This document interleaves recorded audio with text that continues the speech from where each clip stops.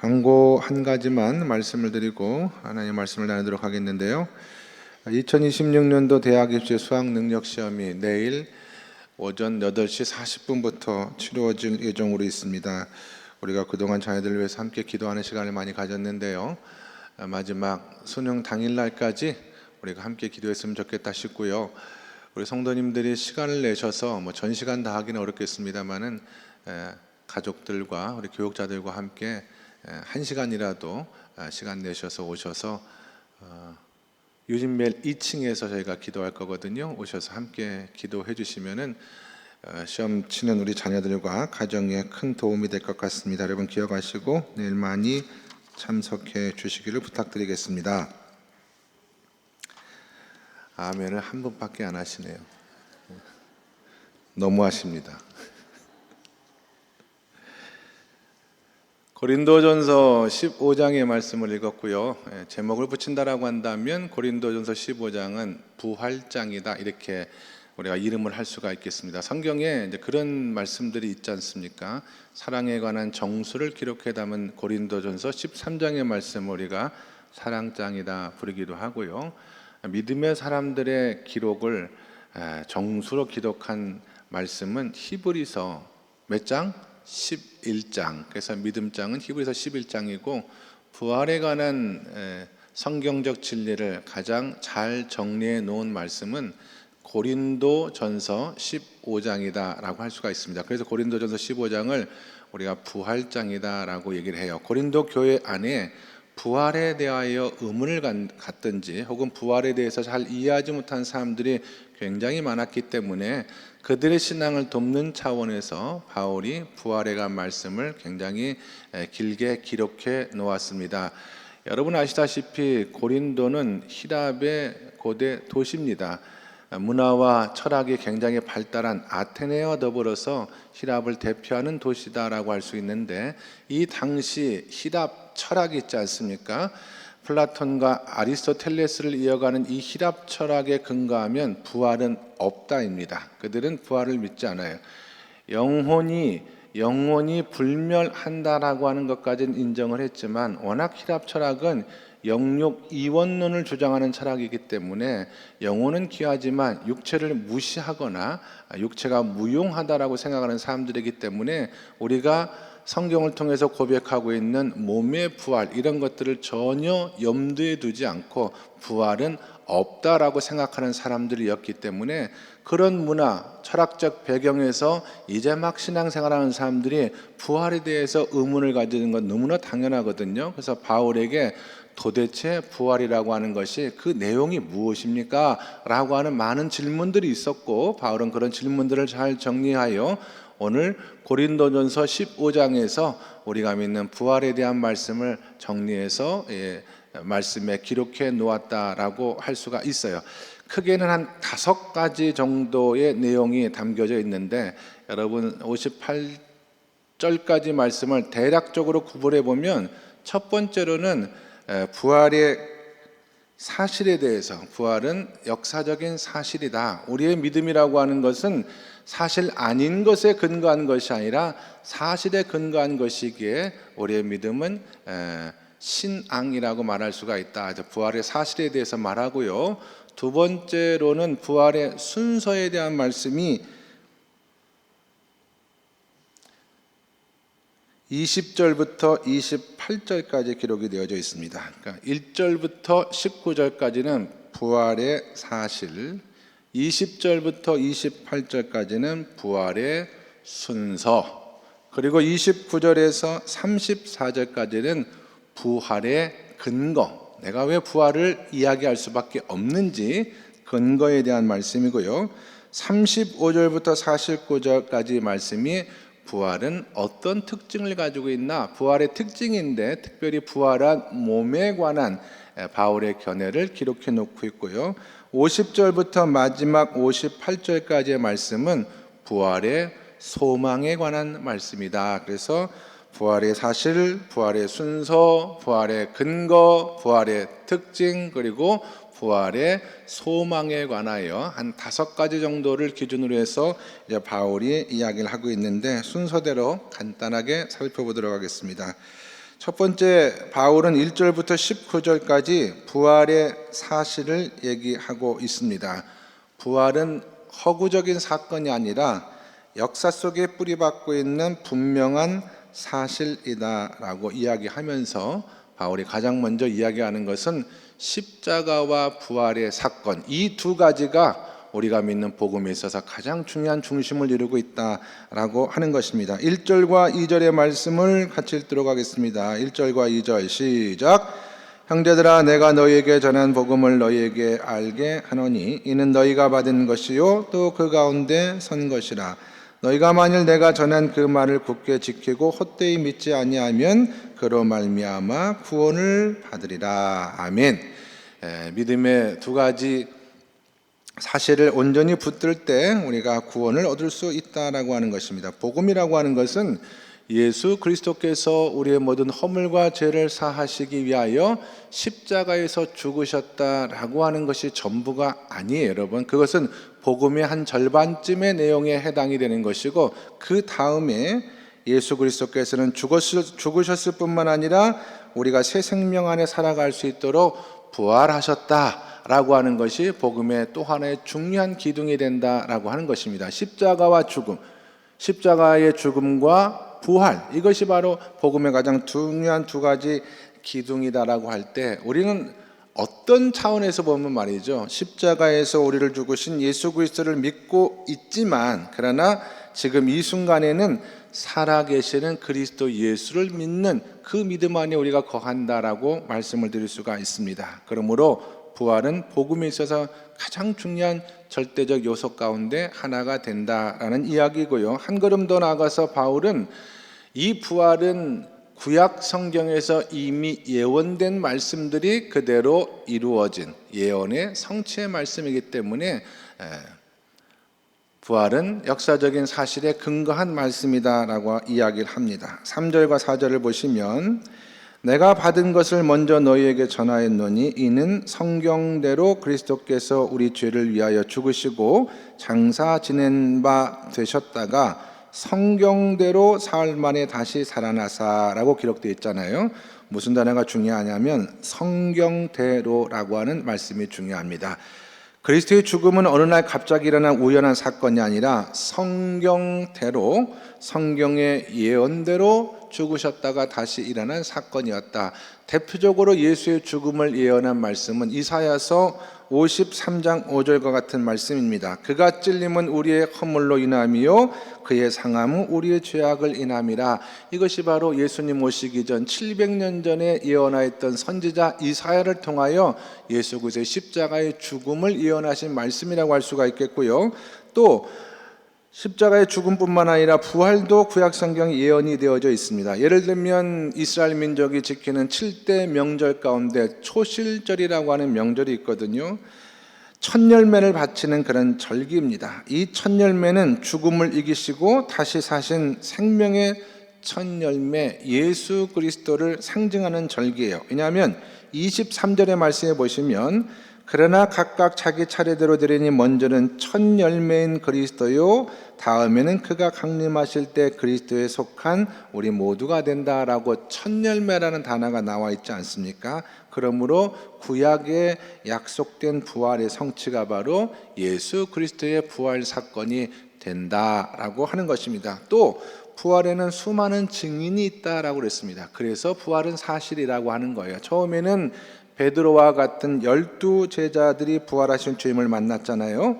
사람들은 예수님을 사랑하는 사람이 너무 예수님을 그리워하다가 환상을, 헛것을 본 것을 가지고 예수가 부활했다라고 말하는 것 아니냐라고 이야기하는 분들도 실제로 있어요. 이것을 신학적으로 말하면 환상설이라고 말하거든요. 근데 바울은 무슨 얘기를 하냐면 500여 명에 이르는 많은 성도가 부활하신 예수님을 직접 보았는데 그 중에 어떤 분들은 먼저 가신 분들도 있겠지만 대부분의 성도들 우리 곁에서 여전히 신앙생활하고 있는데 이 사람들이 일시에 미친 것이 아니면 어떻게 동시에 그 많은 사람들이 예수님, 부활하신 예수님을 보았다라고 말할 수가 있겠느냐. 부활에는 그 부활하신 예수 그리스도를 목격했던 수많은 증인들이 있다. 이런 것들을 근거해 보았을 때 우리가 부활신앙을 갖고 예수를 믿는 것은 사실을 믿는 것이기 때문에 올바른 신앙이라고 말할 수가 있다. 이게 바울의 이야기예요.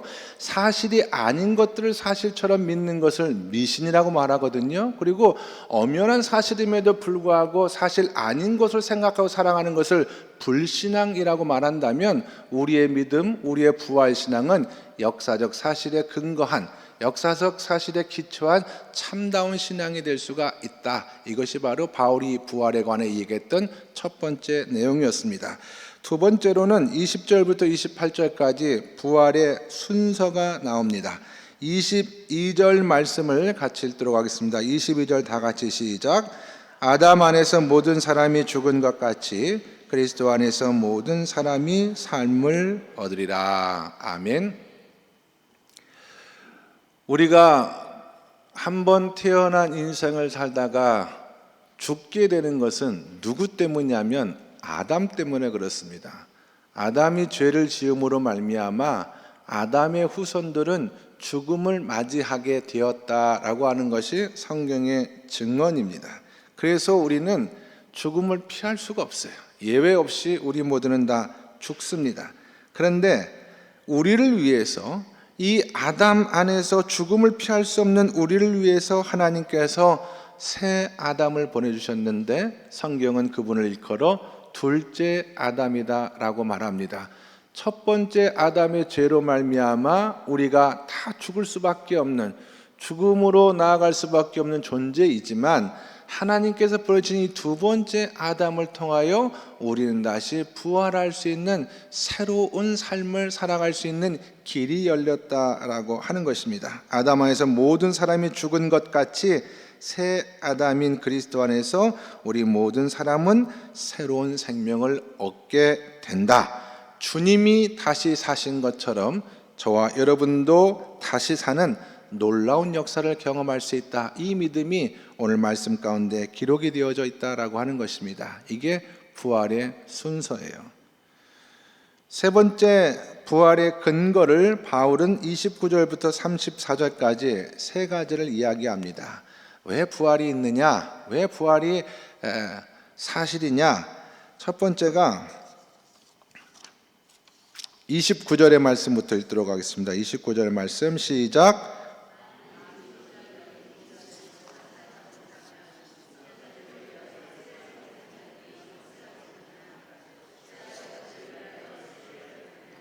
아멘. 사실 이것은 기독교 사상은 아니죠. 그 당시 다른 종교를 믿는 사람들이 어떻게 했냐면 죽은 사람을 대신하여 세례를 받는 사람들이 실제로 있었습니다.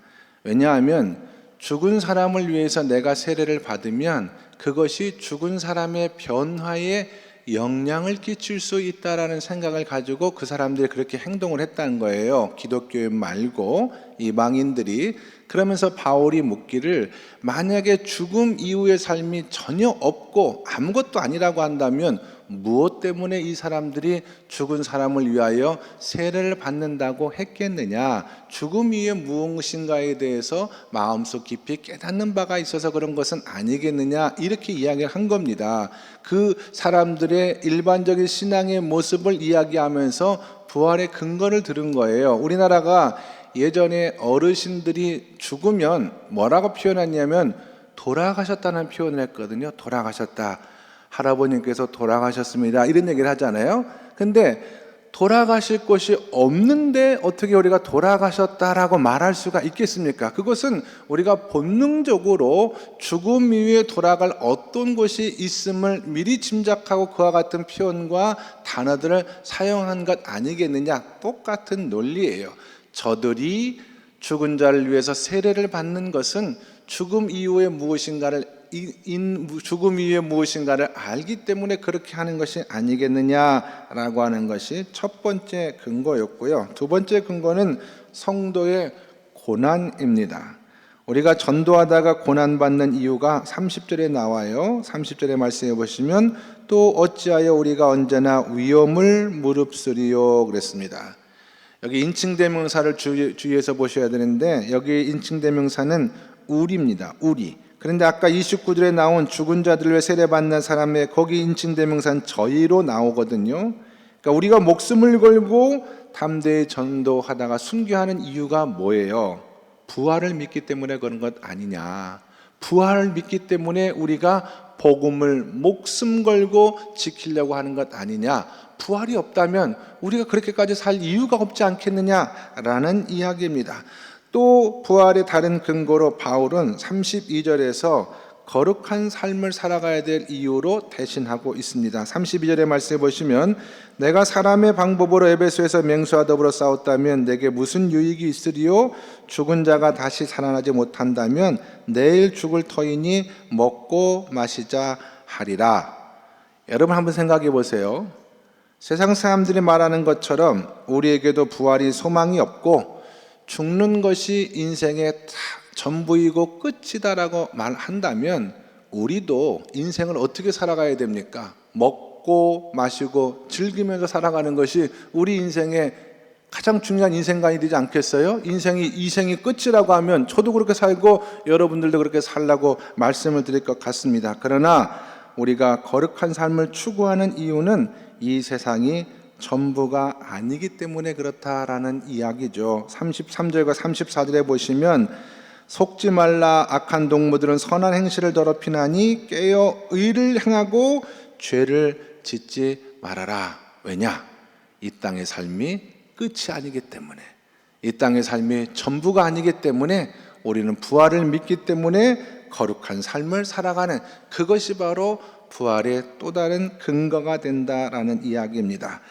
네 번째 이야기는요, 35절부터 49절까지 길게 이어져 있습니다. 구체적으로 말하면 부활의 때 우리 몸은 어떻게 부활합니까? 우리 몸은 어떻게 됩니까? 이것을 이 사람들은 굉장히 궁금하게 생각을 했거든요. 부활이 없는 줄로 알고 몸의 부활은 없는 줄로 알았는데 바울이 몸이 부활한다라고 하니까 그러면 도대체 부활한 몸과 지금의 몸은 어떻게 다릅니까? 이걸 물어보는 거거든요. 성경의 내용을 보면 공통점이 있고 차이점이 있는 건 맞는 것 같아요.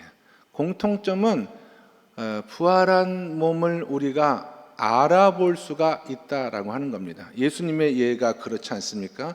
처음에는 너무나 영광스럽고 빛나기 때문에 잠시 헷갈리고 알아보지 못할 뻔했지만 자세히 보니까 그분은 예수님이시다라고 하는 것을 제자들과 많은 교인들이 알아보았잖아요. 그러니까 부활한 몸과 지금의 몸은 연속선상에 있는 것은 맞습니다.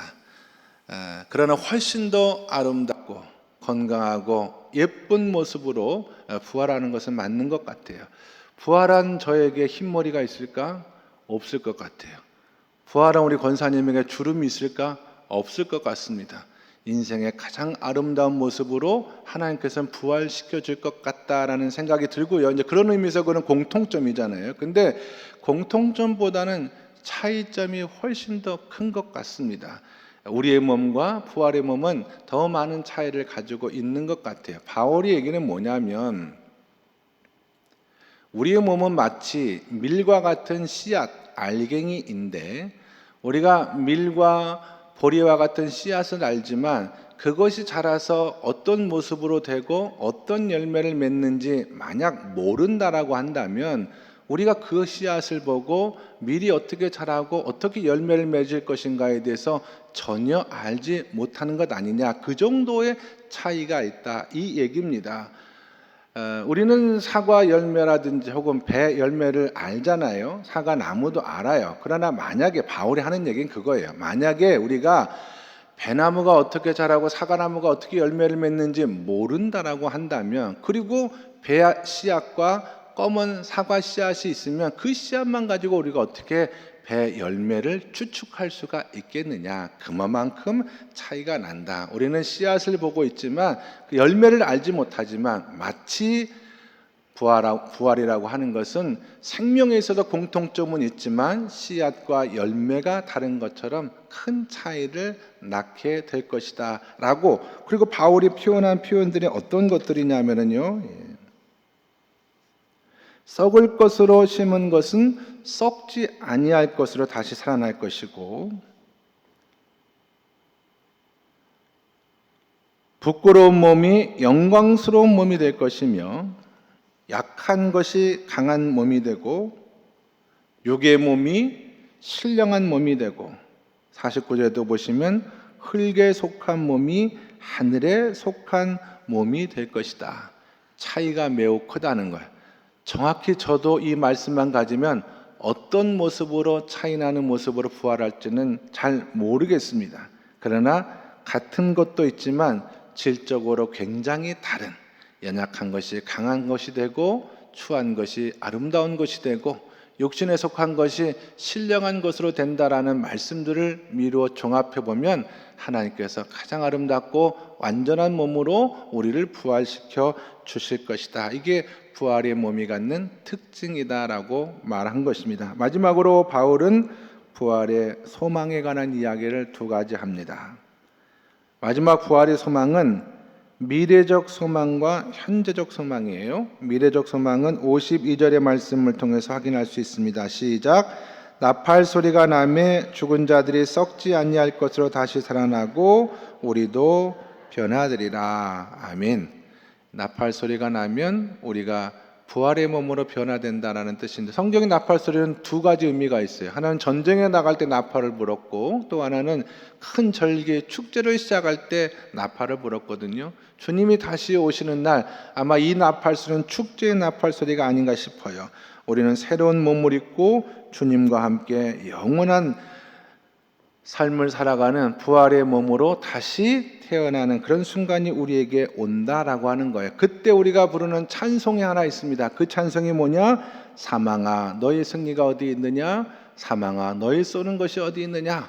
우리는 그리스도 예수로 말미암아 신령한 몸으로 다시 부활하였다. 이 노래를 부르지 않겠느냐? 이것이 부활의 미래적인 소망이에요. 또 하나는 이 부활은 미래에 우리에게 소망을 주는 것뿐만 아니라 오늘을 살아가는 우리에게 현재의 소망을 줍니다. 여러분 58절의 말씀을 같이 한번 읽도록 하겠습니다. 58절 시작. 그러므로 내 사랑하는 형제들아 견실하며 흔들리지 말고 항상 주의 일에 더욱 힘쓰는 자들이 되라.